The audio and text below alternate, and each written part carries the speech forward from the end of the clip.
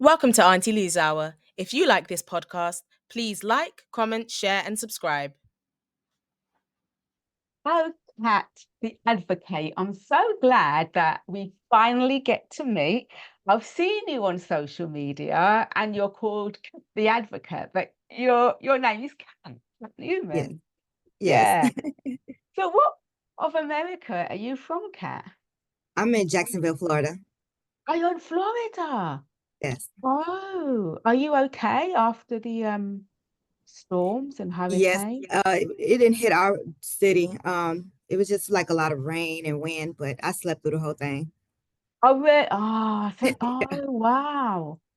Yeah. Yeah, when people say Florida now, I immediately think, oh, are you okay? Right. Yes.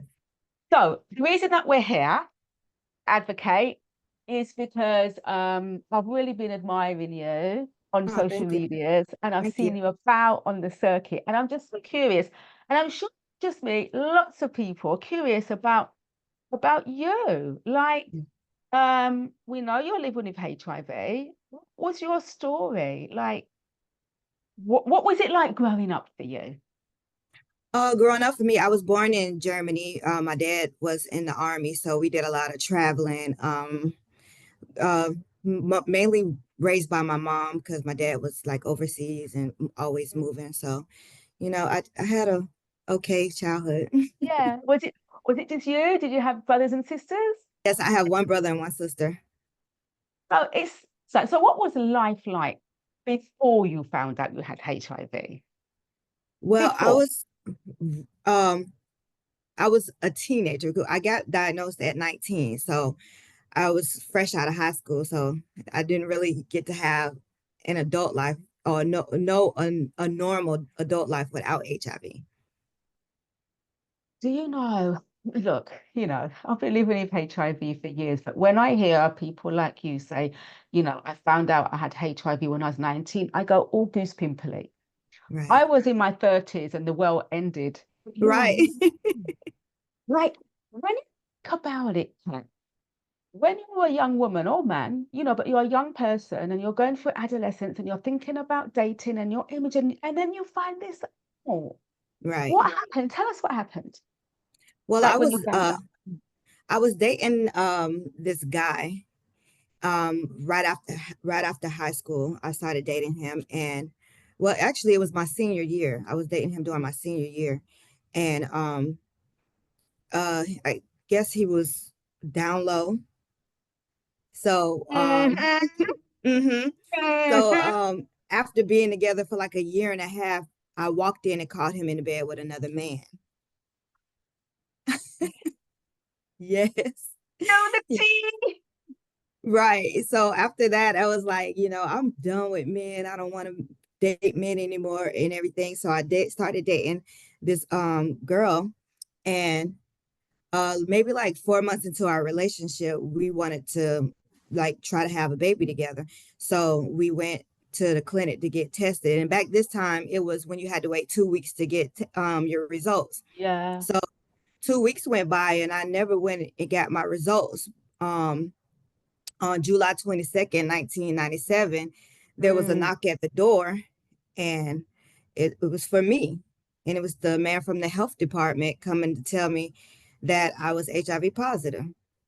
So my world just like was over right then. Yeah. Or so you thought. So I thought. That's how you felt at the time, that your world was over. Yes. I if while he was telling me that, it was like I was still smiling at the same time. And Mm. when he said HIV, my brain kind of like shut down. It was like Charlie Brown, teacher, want, want, want, want, want. And he's like, oh, we have medication, you'll be fine. And I'm like, I don't hear any of this stuff that he's telling Yeah. me. I go back in the house and my girlfriend, she's like, what's wrong? What did he say? And I just broke down like, I'm HIV positive. I think I have a 1-year-old son and I'm HIV positive. Like I'm going to die. Like I instantly think, oh, I'm going to die tomorrow. Mm. I just panic. I go in the bathroom and I run me a bath and fill it up with bleach thinking, oh my God, I'm so Yeah. nasty, so disgusting. I just want to clean myself in. And during the time I'm doing this and I'm praying, God put his hands on me and he said, I'll never put no more on you than you can bear. So from that Mm. moment forward, I kind of already felt like, I was going to be okay. He always promised me, I'm going to heal you. I'm going to keep you healthy. I'm going to keep you safe. So I always put my trust in God behind that. As you're talking, honestly, I've got the goosebumps. As you're talking, I'm just picturing you as a 19-year-old girl finding that out in a new relationship with a woman. You have a child, and that's what a load to bear for such a young girl. Right. It was Mm. a horrible feeling. So horrible.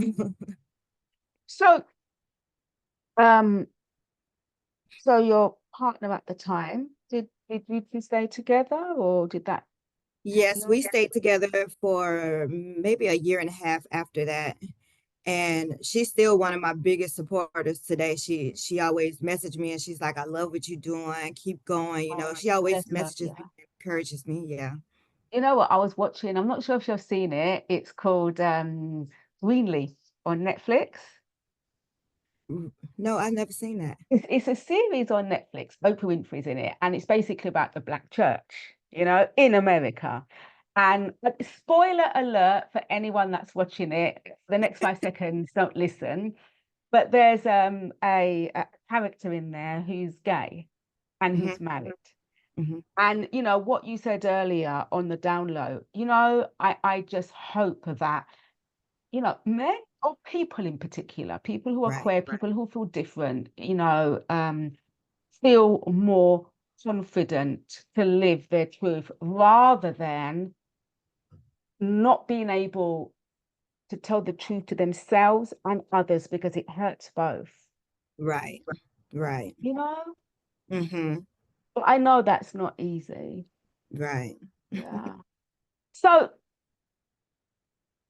so you're 19 years old and you find out you have HIV. Um, what was it like for you dating as a young girl? Um, it was very hard because that happened to disclose after me and the girlfriend broke up, having to disclose and the no's and the oh I'll call you back and never call back, Yeah, being yeah, ghost all the time and being yeah, looked being looked at different. So it was a point where I was not even disclosing my status. I was taking my medication and just not disclosing. yeah, But then yeah. I would always feel guilty during the time, and I would, after maybe a few weeks or some days or something like that, I Mm, would disclose, and then it'll be a very bad situation. So, yeah, yeah, that's when I had to learn you can't just play with people's lives. yeah.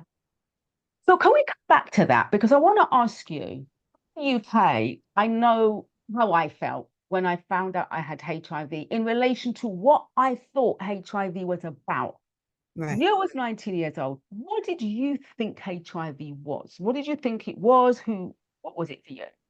At the time, I thought HIV was a death sentence. I didn't know anybody that had HIV except for Freddie Mercury, who had passed a few years before, and Magic Johnson, who had just got diagnosed a few years before. Mm, Everybody in my city, when they would say, they would never say HIV. It would always be AIDS or that fire, mm, the ninja, or something like that. So they always made it seem so bad. So I never yeah. really personally knew anybody who had it until I had it. Yeah. In the UK, there was an advert on television, an advertisement on television. And in the advert, it was tombstones, and it was saying, if you have AIDS, you die. And it was so depressing. I remember looking at it as a young girl thinking, oh my God, that's awful. Right, Imagine getting a disease when you have sex and you die. Like, what right, is that? Thank God, that's nothing that I will never get. right. And I thought the same thing too. And it's funny, the same day that the people came and knocked on the door, me and my girlfriend, we were upstairs playing around and we were joking because I don't know, at the time it was like HIV was a joke. Like, oh, I wouldn't get it because, I'm dating a girl now, I can't catch it. Yeah, But we were in there joking. We were looking at moles and stuff. I'm like, oh, that's AIDS, that's AIDS, that's AIDS. And then 10 minutes later, I'm getting diagnosed with HIV. So Yeah. it was a crazy day. Yeah. I mean, what's your understanding of, I mean, I've got an understanding, but I'm curious to know what yours is in relation to lesbians and HIV.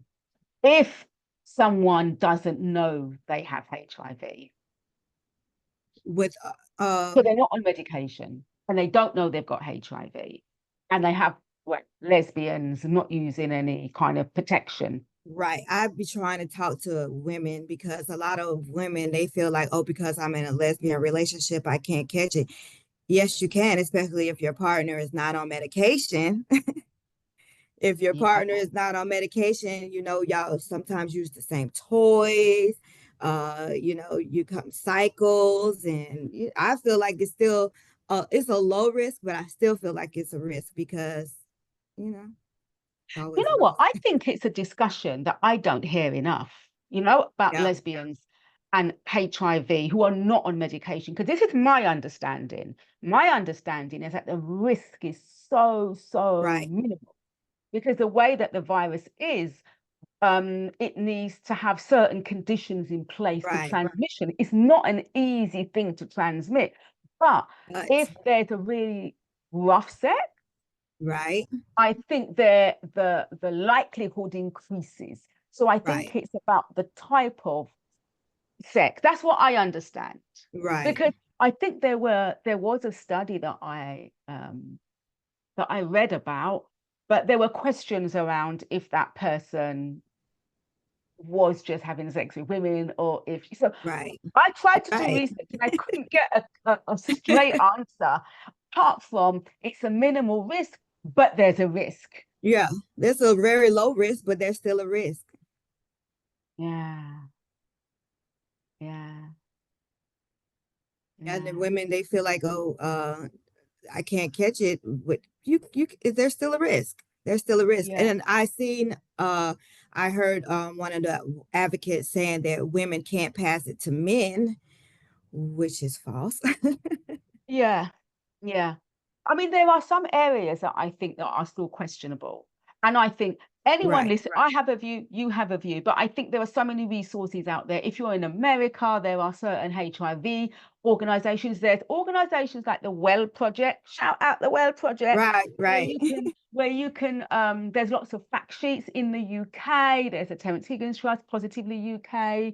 There are other resources that you can kind of look at to get more information about this. But right. so so you was quiet about it for a long time. I didn't tell anyone cat for like 10 years. Oh, really?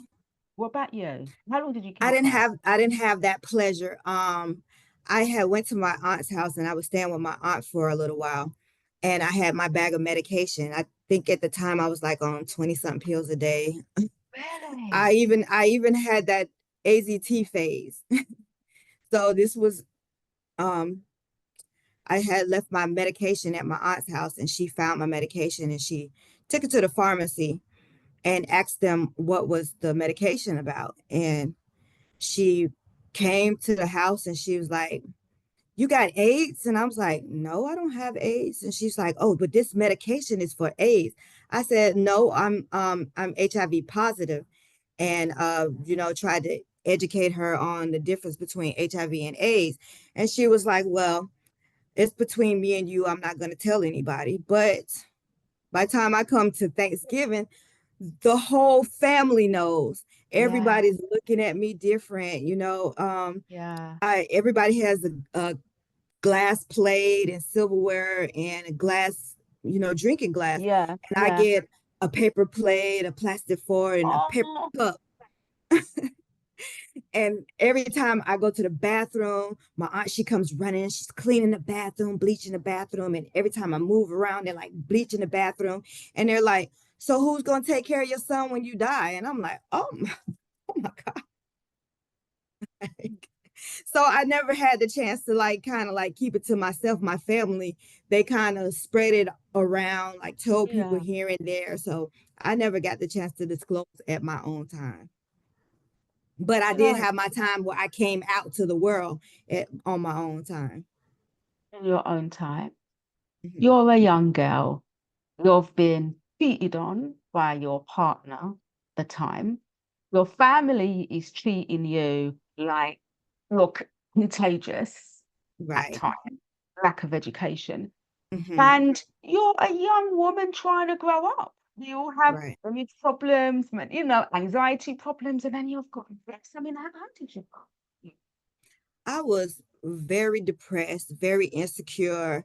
Today I have to apologize to my son because I wasn't a good mother because I was hurting. I was not healed. I was, my mind was all over the place. Like I had no guidance and I felt like my family was judging me. Uh, I don't have nobody to turn to, nobody to talk to, nobody to understand what I'm going through. So I just felt like I was alone in the world. I started using drugs. I was on cocaine for like 11 years, trying to cope with, the depression. I was on depression medication. I tried to kill myself numerous of times. And, I was struggling for a very long time. Oh, you know what got me when you said, you had to apologize to your son, as a mother. Right. I really feel your pain there. Yeah. Wow. So what changed? What happened that you're now cat advocate? Well, when I hit 25 years, I was like, why am I still hiding? No, it was like a year before my 25 years. I was in this motorcycle group, and this girl that I consoled and told her my story and everything. And she took it and turned it against me. When she didn't, I don't know, but she turned it against me and she went and did Facebook Live and told everybody my status. And at that time I thought I was going to kill myself. I was so depressed, so depressed, and I thought I was going to die because to go out and everybody looking at me now knowing that I'm HIV positive, every time I went out the house I could just feel like everybody was staring at me. And I Yeah. told my kids, I was like, I don't think I want to live no more. And my kids like, Mom, no, we love you no matter what. Yeah. No matter what, we love you. And I'm laying in the bed and I'm crying and I'm like, Lord, I give up. And he said, you gonna lay there and die, or you gonna get up and do what I've been wanting you to do. And I was like, you know what, God, I'm gonna get up and do that. And after that, I went ahead and made my first TikTok, telling my story. And I felt so relieved. Oh, I felt so relieved. I didn't think I would feel so relieved, but I did because it was no longer a secret. And I didn't get any negative feedback from it. Everybody started supporting me and reaching out to me. I would have never knew you've been living with it for 25 years. And, and I now when I tell people it's 27 years and they be like, wow, yeah. you don't look like you've gone Mm. through what you've gone through, but God is good. So how many years have you been out on social Out media, like 2 years advocating? on 2 years Yeah, on social media. yeah. So, why are you an advocate? Why do you call yourself Cat the Advocate?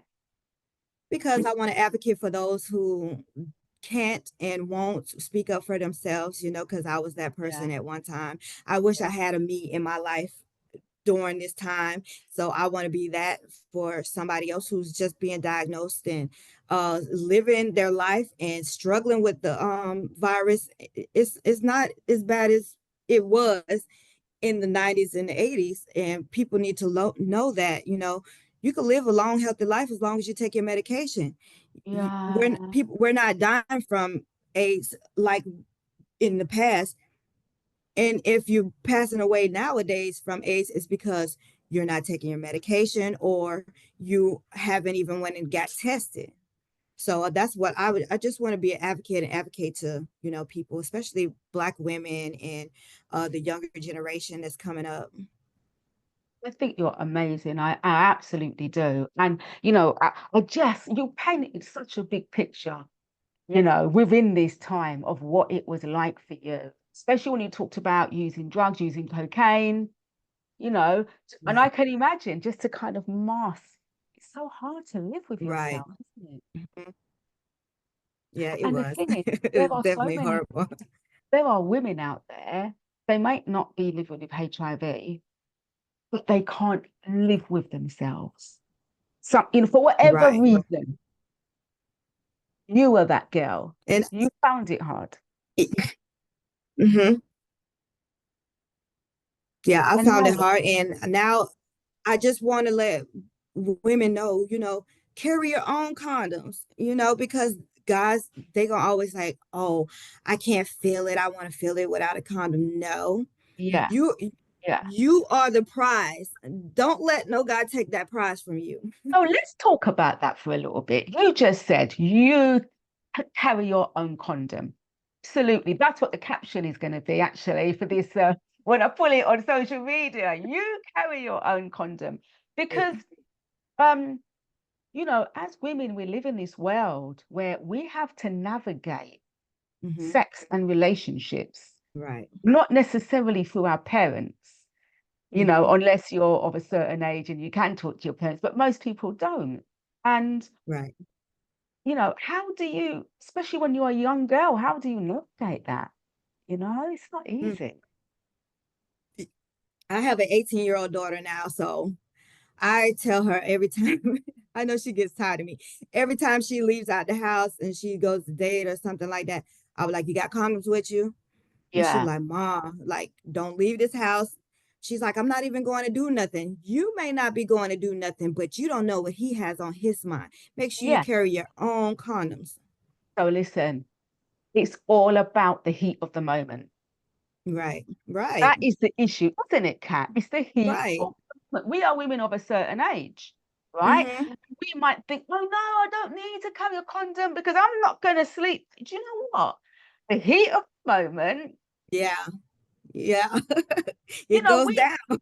yeah, because like there's this kind of false narrative that men, they go out, they sow their wild oats, they have random sex, and women, we keep our legs closed. We don't want sex planned. It has to be planned, but Right, that's not the case. There's something called heat of the moment, and I think we need to kind of, accept that right. happens. And so, yes, you're right. Carry a condom with you. Keep it in your bag at all times because you never know.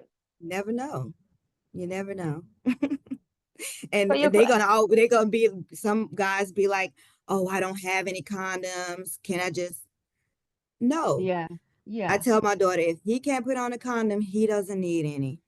yeah, absolutely. And take responsibility. We all have to take responsibility for our own sexual Right. health. And do you know, Pat, like with me, I've got two boys and a girl, and I remember talking to them all the time, safe sex, safe sex, safe sex.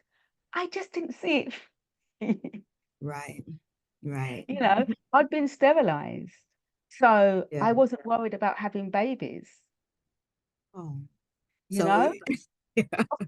Can't get an STI because, right. but obviously that's not the case. No, HIV does not discriminate. at all. At all. And the people need to understand that HIV does not discriminate, because they think only gay men get it, or Mm, nasty people get it, promiscuous people, people who are out just sleeping with people. And that's not true, because I was in a faithful relationship. I was faithful. yeah, And we yeah. can't be with our partners 24/7. So we need to protect ourselves. Has HIV taught you anything? Hmm. Has it taught me anything? Mm, Whew, big whew. question. Yeah. It taught me that people who say they're your friends aren't really your friends. Hmm. They, people who say they love you unconditionally don't really love you unconditionally. There Mm, is a condition. I love you. until I found out that you were HIV positive. It's HIV taught me how to be strong, how to be bold, how to continue to keep my head up, how to learn how to love myself. And that it took 25 years for me to actually start loving myself. And that moment when God told me to do what he's been asking me to do, I had to heal. I had to, start looking at myself and learning how to love myself again. Before, I wouldn't look at myself in the mirror. I had to start using affirmations to look at myself in the mirror, like, you are beautiful, you do deserve to be loved, you do deserve to be a part of this earth. I thought I should just take me away because I don't deserve to be here anymore. And HIV has definitely taught me how to be just Cat. Oh, you cry. I think you're amazing, beautiful woman, and I'm so, honored to have you on this podcast, Matt. I think you're really special, and I think that what you're doing is amazing. And I think that thank you for sharing your experience, your knowledge, and your wisdom. But here's my last question for you. So there's a young person that's going through a really difficult time. They're having really difficulty in relationships, they're not feeling loved, they're feeling lonely, they want to end it, they can't go on. What would you say to them? I always tell people when I find out that, God give his hardest battles to his strongest soldiers. God isn't going to let you down. We might not see the purpose, but it's a purpose. Don't lose yourself. Continue to love you. This virus doesn't define who you are. Continue to be the beautiful person that you are. Continue to walk the path that is ahead of you. Just let this be the guidance to make you stronger, because it's just a virus and it's not you. Take your medication and live. Continue to live, continue to smile, continue to grow. It's not over. You're living proof to anyone living out there. If you're finding it really difficult and you want to end it, there is light at the end of the tunnel. It might not seem like it at the time, but it will be okay. There are so many people, so much resources out there willing to hold you, willing to help you, willing to guide you. Let's ask for that help. Yes. Yeah. Yeah, and that's why I want to be that person. I'm on Facebook, TikTok, Instagram. I'm open. If you have questions, you want to inbox me, you want to message me, you want to talk to me, you just need somebody to listen. I'm here. I can put you on speaker and just listen and let you go and rant and do whatever you want to do, because sometimes people just need that. So how can people contact you, Cat the Advocate? Just Cat the Advocate. Well, I'm Just Cat the Advocate on all social media platforms. And my email address is justcat1978@gmail.com. So, just reach out. Reach out. Beautiful. I love you, sis. Stay on the line and we'll have a little chat afterwards. Thank you so much for coming on Aunty Thank Lou's you. Hour. Thank you so much.